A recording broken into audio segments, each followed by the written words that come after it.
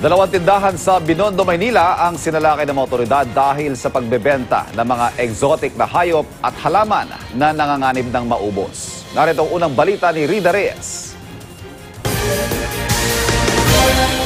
Ang Chinese drugstore na ito sa Binondo, Maynila ang puntirya ng NBI Environmental Crimes Division sa ikinasang entrapment operation.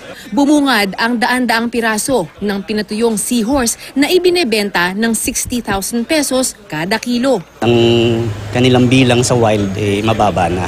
So yung reproduction niya, yung recruitment is mas mababa na siya. So darating ang panahon, wala na siya. Pero dahil hindi umano nauubos ang mga parokyano nito, patuloy pa rin ang bentahan. Binibili nila para sa health lang nila. Pag may asthma, ganun. Iba mga Pilipino, binibili nila pang baby. Mga anak nila, mga lola na nangangailangan or pang ubo. Tumamba din ang kahon-kahong bird's nest na ibinebenta mula 17,000 pesos hanggang 45,000 pesos kada container. Ilan daw sa mga ito galing sa Palawan kung saan itinuturing ng protected species ang mga ibong nagpo-produce ng bird's nest. Consider siya actually as delicacy, usually nilalagay sa soup. Yung collection or possession ng like this one, yung bird's nest, kailangan pa rin ng permit from the DNR.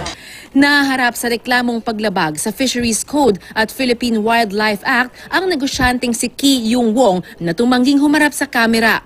Arestado rin ang negosyanteng si Elizabeth Rivera na may-ari naman ng isang fruit and plant stand sa Binondo. Nahuli siyang nagbebenta ng golden chicken fern, isang klase ng halaman na nakukuha sa Cordillera Region. Ginagamit daw ito bilang topical ointment para sa mga sugat. Pero dahil nanganganib na rin itong maubos, ipinagbabawal ang pagbebenta nito sa merkado. Huwag po nating tangkilikin ang pagbili at pagbebenta ng seahorse, pati ng iba pang mga endangered species. Whether or not may medicinal effect, ito is another matter.